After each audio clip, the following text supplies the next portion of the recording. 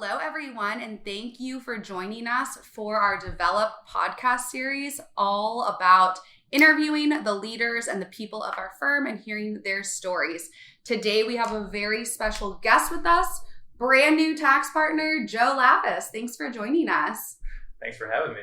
Yes, well, congratulations. And we are so excited to get to learn about you, your story, all your tips and tricks. So make sure you share everything with us. For sure. Perfect. Well, let's dive right in. So tell us a little bit about you. Where were you born? Where are you from? Where you went to school? Whatever you want to share. Yeah, so grew up in Arlington. I was actually born in Dallas, but raised in Arlington. I went to school in Waco. I went to Baylor. Graduated in 2009. I started at a small firm in Waco. Was there for about a year and a half. And then moved back up here to Dallas and have been with Whitley Penn ever since. So we're going on almost 11 years now. Love it. That was a great decision. Yeah, it was. So why Baylor, and then also why accounting? Do you have other accountants in the family, or what drew you to that? I do have other accountants in the family. That's actually how I got the job in Waco. Was my older cousin was at that firm, and was an easy decision for me to go over there and do my internship and work over there for a little bit, just because I already had a relationship with people at that firm. I chose accounting because I had a roommate sophomore year, both in intro to accounting, and I, at that time was undeclared, just a general business major, and he got a D in the class and I got an A. I was like, well, this could be a good fit. Yeah, I was like, might as well do it, see where this goes. But, looking back on it, it's a lot of little small decisions like that obviously turn into, really great things for you. And I think that was a small decision or a quick decision that happened, and blessed to be where I am today. Yeah, it's fun to see how it all pans out to be. So tax, did you know you loved tax from the get-go? Was your internship in tax? Did you do a little bit of both? Yeah. So the way that Baylor does, and I think a lot of other schools do it this way, it's like they make you make this big decision before you even have some of the classes, or, they make you choose tax or audit. And at that point, I was taking my first tax class, hadn't taken an audit class, but I really liked my professor at Baylor. Thought it was interesting enough, made sense to me, so chose tax. Thankfully I did, because auditing is super boring, and I like going to the same place every day for the most part. But at my old firm, I actually did a little bit of auditing, and through that experience, I was actually even more glad that I chose tax. Well, shout out to your roommate for failing class and your professor at Baylor, and now look at where you're at. Yeah, exactly. Pretty awesome. So when you were in school at Baylor, what was the recruiting process like? Maybe was it as formal as it is now? Were you starting to look at firms that junior year of your recruiting season? How was it, and interviewing with all the firms?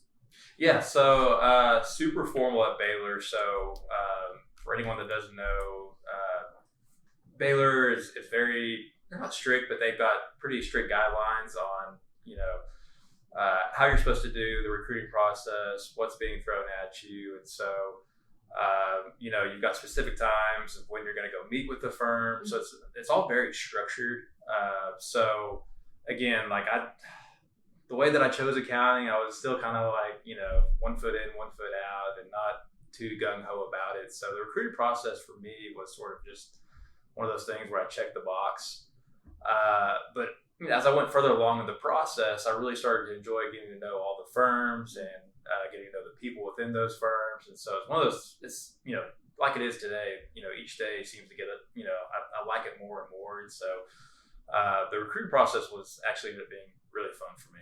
Good. It should be fun. Right. It is fun. It's a great opportunity as well. So what about any skills or tricks, tips you learned going through that recruiting process that maybe still play a role today?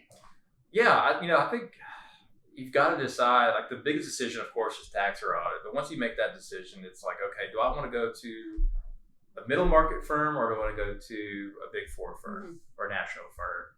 And so for me, the middle market made more sense. I just had a better connection with those people. And this is not even talking about work or what what these different firms, what kind of clients they had or anything like that. It was more so, and I think this is my biggest piece of advice, is just who you connect with. Yeah. And so it seemed like for me, I was making better connections with all the middle market firms. And it's not that Big Four wasn't unattractive. It was, but for me, it's just like I saw myself getting along with and being a part of a middle market firm. Yeah. Well, I think we all think you made a great decision. So how'd you wind up at Whitley Penn? Did you know someone that was at the firm, or how'd you get connected? Yeah, so originally when I was thinking about making the move back to DFW, from Arlington, and kind of grew up in the Fort Worth side of the Metroplex. And so I was looking at Fort Worth, and I had a buddy from college who was at Whitley Penn. He had just completed his internship. So you got to meet some of these people. They're great people. So I got in touch with some people at Whitley Penn. I knew some of the employees that I was able to hang out with and spend some time with. And unfortunately, at the time, I thought there wasn't a position open in Fort Worth, but there was one in Dallas. So I interviewed in Dallas, and I think upon recommendation of some of the people in Fort Worth, they hired me, not because of my interviewing skills or anything like that, but they hired me, in July of 2011, or they interviewed me in July of 2011. I was hired in July of 2011, and been here ever since. And it was the only firm that I ended up interviewing with in the DFW area. Love it. So you came here as a staff, right? I came here as the whole yes, ride. I came here as a staff. A lot of the work that I did at my firm in Waco didn't translate as well over to this firm, because the firm in Waco was a smaller firm. But what did translate was the experience, because it was a smaller firm. I was talking to clients and sort of helping out with billing, doing all sort of the soft skill stuff. But the actual work didn't translate. So in a roundabout way, I guess it was good and bad, and so it got me off to a good start at Whitley Penn. Yeah, sometimes those soft skills are really important to have, and technical we can work on. Oh yeah. Train in that. So as a young professional, whether as an intern or starting out as a staff at a new firm, what were any struggles, setbacks you had, and how did you overcome those? Yeah, so I think and I've had a job since I was 14 or 15, but like my first professional job, there's a lot of anxiety around it, I think. But I think 99% of the people have gone through the internship process that are at these firms today, so they've all been in your shoes. So I think if you come in just willing to learn and willing to work, you could overcome that anxiety, just knowing the feeling that those people have been in your shoes before. And you're never going to get over it. But it's, I think if you come in with that mindset of you're just going to work hard, and you're willing to work hard, you're willing to learn, and you're willing to get out there and have a conversation outside of the firm and really get ingrained into the culture, that's the best advice I can give, is just, what you put into this is what you're going to get out of it. Yeah. Is that the same advice you'd give to yourself if you were going through it all right now? Oh yeah. I mean, that's what I did. I kind of came from a background of always having to work and stuff like that. So I really just wanted to get to know the job, but also to get to know the people. So I think if you don't take that into account, if you don't get to know the people and the firm and the culture, the work is just going to be work, and it's not going to be a career. Definitely a missed opportunity to Yes. not do that and get fully embedded in. So let's talk career and how it's evolved as you've progressed now, right? Every single level, grown up a lot at Whitley Penn. I feel like you were one of the first people I actually met when I started here back 6+ years ago. And I'm like, it's fun to see how we've all really grown up here together as a family. So let's talk about you personally, how you progressed, how your career has progressed. Yeah, it's almost like the same kind of arc as my outside of work life too. So, when I first came here to Whitley Penn, and I guess you can count the Waco firm too, but when I first came to Whitley Penn, single dudes living in Dallas, wasn't making my bed up every day, and went to the last second to do laundry. But, that's kind of how like my job was as a staff. I was probably, just doing what I could to learn as much, but also that was like not completely organized at that time. But as my career has, progressed and life has progressed, I've had to become a lot more organized. I've had to structure my day, and that's part of that kind of work-life balance thing. But at the same time that my career was progressing, so was my life. I've gotten married, I've had a kid, all that stuff, and so they're kind of parallel in that aspect. Yeah, and it's fun to see that as your life progresses. I mean, the place that you ultimately choose to work can really change as you progress as a person, as a professional. So I think it's fun. A good tip for people to know that a company can give you all those things, right? You just have to find the best fit for you. Yeah, and that's what makes me so happy about this decision to join Whitley Penn. It's just the people that I've met, and everyone here is so supportive, and the resources are plentiful, and so they've really allowed me to blossom and give me the resources that I've needed to advance this far in my career. And so, I'm 35, so I've still got 30 more years of work. And so, which is crazy to say. Which is crazy to think about, yeah, because that's more than I've worked in my entire life. But 30 more busy seasons? I guess maybe more than that. I don't know. 60 if you count the fall. Yeah. Who's counting? Yeah, so I mean, it's crazy to think about that I still have 30 more years, but I have no doubt in my mind that I'll be here in 30 years. And so I think the reason that I'm so comfortable saying that is just because the way that the beginning of my career has progressed. And so this job just keeps evolving, you keep evolving. So I just can't wait to see, what the future has in store. Yeah. So what are some things you love most about what you do now, right? Your career has progressed, you've evolved, you're into more of a leadership position. So what do you love most about what you do right now? Yeah, so I think it's probably the leadership. So I always tell people, like, I guess another big piece of advice out of the 30 that I've already said, but another big piece of advice is to sort of gravitate, monitor, and watch those who are kind of above you in rank and who seem really successful and are outgoing and kind of mirror what they do. Mm-hmm. And so to me, there was always that person at Whitley Penn that I would mirror and gravitate towards too, and sort of try to model myself after. And so now, like, my favorite part is trying to,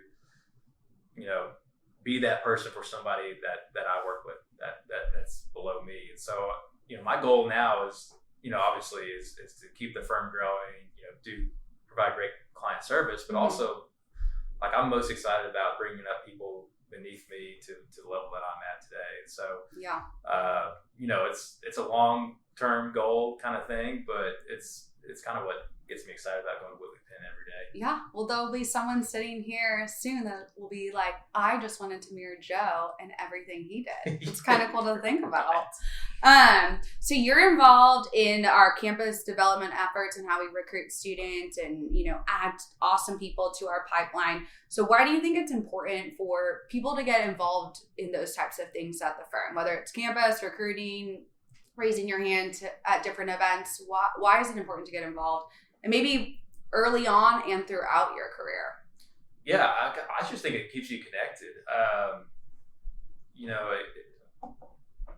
For me, like it keeps me connected to those people that are coming through as interns, but also it's a chance to, maintain some relationships because we take, staff through partners to these campus development and recruiting events. And so for me, it's, at this point in my career, it's an opportunity to share my experience at Whitley Penn, how I can help people, which, is one of my favorite things, or things that I look forward to and I'm most excited about is just sharing my experience and hoping that, it clicks with somebody else. And so for me, it's I can share my experience, the opportunity that's there, and then just stay connected to people that,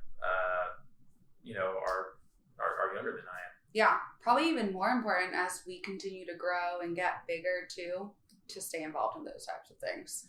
Exactly. Because, we're always we're trying to identify, the next partner. Yeah. And that starts at an intern level. And so getting to know somebody at that early age and that stage of their career is exciting because you've got a chance at that point to really develop them and take them along their entire career. Love that. So what about organizations outside of the office? Are you involved in any? Why do you think that's important as well? Just as important to be involved internally?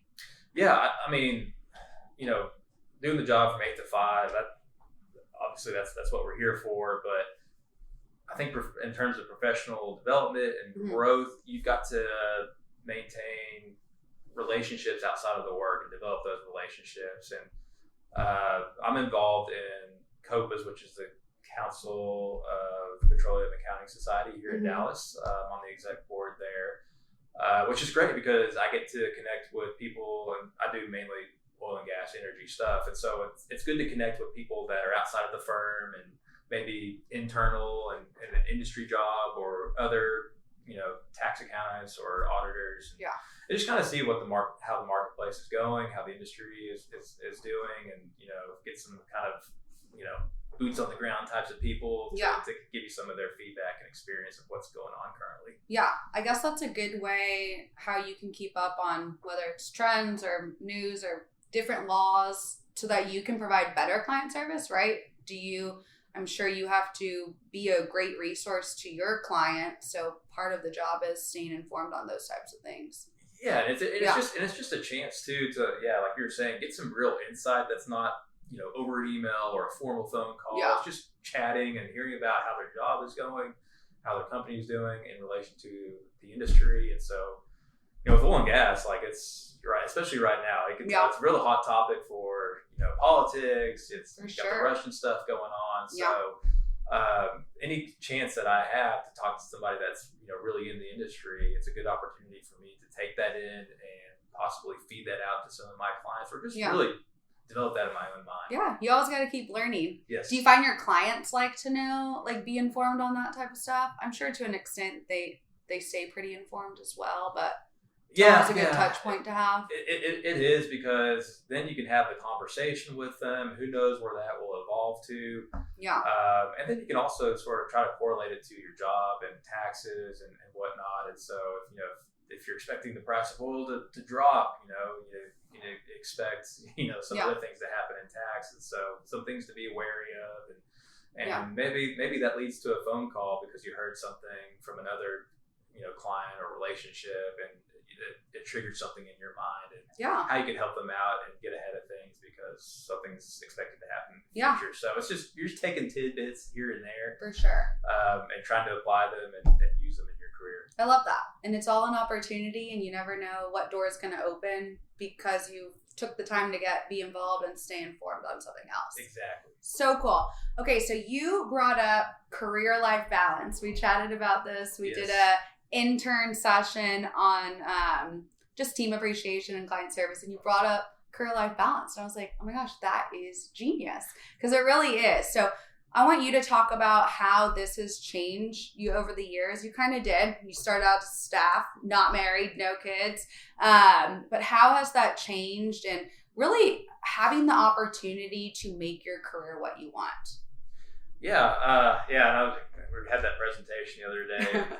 So I was speaking to a bunch of interns just on career development, and one of the slides said work-life balance. I said, I'm going to change that to career-life balance, because the word work just sounds terrible. Which I love, by the way, and I told our HR team, we've got to change this rebrand to career-life balance. Yeah, cut it out the slide. Asterisk Joe Lavis coined this term. But I loved it. It was so true. Yeah. But, work just has a bad connotation, I feel like. And so, for me, it's career and life. And, Whitley Penn for sure offers that flexibility. I think any job that you have should offer that flexibility, but it's changed for me over the years. When I first started here, we all had desktops. So people listening to this now are probably like, "What's a desktop?" Yeah, so desktop is a thing that sits on your computer. You can't move it. It's super heavy. Yeah. So if we weren't in the office, we weren't working. So it was a little bit different. But in today's technology environment, like with having a laptop and having easy access to internet, you can work anywhere. So as it is right now, I've got a young kid, and my wife at home, and so I try to come in early, leave a little bit early, so I can spend a couple hours with them before my kid goes to bed, put him to bed, have dinner with them and hang out for a little bit. And especially during busy season, I'll be able to log back on after that's over, and I've already sort of recharged my batteries just from hanging out with my family. And so having that flexibility is great, because if I had to sit here and work from 8 a.m. to 7 p.m. or whatever and miss out on family, that would put a whole lot of stress and tension, especially just in the family life, but also on myself. And so having that balance is important, because you do need to dig in and really, I was going to say work. I'm trying to think of another synonym for work hard, but you really need to put a lot of effort into your career because it is your career. And so, I think if your career is important to you, you'll find a way to balance that career in your life. Yeah. It's almost like when you call it career, you're a little bit more intentional about how you want to progress and where you see yourself, as opposed to just coming in and working each day. And work sounds like you're going to be digging a ditch in your backyard all day long and Saturday and like July. chores. A chore for me, like laundry. But a career is something that you want to get better at. You want to become a master in your field, and so that to me is what this job is for me. Yeah. Well, I loved that. When you said it, I was like, okay, this is our new campus. This is what we're saying now. It makes total sense too. And it's everything we preach too about the opportunities Willie Penn as a firm can give you to really have that lifelong career and be a lifer. So I loved that. So what do you love doing outside of the office? I love to golf, spend time with the family. So, for me, this is how my life has evolved too. For me, a fun Saturday is just hanging out with the family at the house, whether that's grilling or going to the pool, but used to be going out to the bars, whatever. But now it's family time. So love spending time with family and friends in that kind of environment. Did I say golf? I love golf. Golf is great. Golf is great. Yeah. It's a long activity. I will say that. It's a long activity. Yes. You're out of the house for a while. It doesn't seem like that long, but it always ends up being long. Traveling's fun. I can't wait to start getting back doing that. So, COVID obviously put a pause on that, and then we had a kid during COVID, so I put another pause on it. But can't wait to get back to traveling. That's one of my favorite things to do. And music is fun too. So well, when I met you, you were in a bowling league. Are you still a big bowler? No, I'm not. I used to be. Life has changed. Life has changed. Yeah. Gosh, I do miss it. Yeah. You were like official. I remember you had your own ball and shoes, and I was like, who is this guy that like I used to be in a league. I was in a league for several years here in Dallas. But it's just hard to do that because it's a night activity, and that's typically when it's family time now. So one day I'll get back to it. I haven't thrown away the bowling balls. There you go. When you need to do things that recharge you, right? Like, I don't know, give you inspiration or just fill your tank in maybe a different way than your career does. And that's why it's all a balance. Right. And a lot of these activities like bowling or golf, that's stuff you can do with your networking circles, people at work. It's just, it's good bonding time. And For sure. I mean, if I go play golf with somebody at work, there's a good chance that we talk 0% about work, and it's really just about ourselves. Yeah. It may devolve into talking about career goals and stuff like that, but we're not talking about like a client or anything like that. Yeah. So it's a good way to sort of develop those relationships past the job. Yeah, I've heard of golf business development, but never really bowling. So maybe you got to bring that back. Yeah, exactly. Just some BD outings. So we're all human, right? So are there times where you ever feel unmotivated, uninspired? Could be during different seasons of life, right? We're all in busy season right now, but how do you overcome those feelings and kind of push forward? Yeah. So for me, it's always like, when I'm busy, that's when I feel like the most motivated. Like I'm like, all right, hey, I want to put this plan into action. Mm-hmm. I've got ideas of how I can, do this better or make this process easier or smoother for people. So like, it's not the busy season. Like I'm actually super motivated and kind of sometimes look forward to it. Toby always calls it opportunity season, and that always For busy season? For busy season, that always kind of maybe we need to change that. Yeah, exactly. Let's just change everything. Yeah. But for me, it's typically like towards the end of the year when things are slow and you've got all the holidays, and so for me, it's hard to get motivated for me. But that's actually when I try to spend more time just picking up the phone or meeting clients or meeting networking people or trying to meet prospective clients. And so that for me, if I can spend my time doing that, it's still good time. But I'm not going to be as motivated at that time because I've just come off a long year to sit behind a computer and crank out whatever I need to crank out. But for me, if I can spend some of my day or most of my day meeting people or talking to people, and then filling that gap in with actual work, that's kind of how I keep going in those times where I feel unmotivated. Yeah, that's great. So what are your best tips for busy season or opportunity season? This is all kind of connected now, but I've always said that there's always times in every busy season where there's real good opportunities, especially as like a younger staff or senior associate, but there's always good opportunities to shine or learn. Mm-hmm. And so, that could be working directly with a partner. It may be working, a little bit more than you're used to, but anytime you have a chance to shine and have an opportunity to work with somebody, especially if that's like the senior manager or a partner and you're at senior associate level, that's an opportunity to showcase your skills, showcase your effort, your commitment.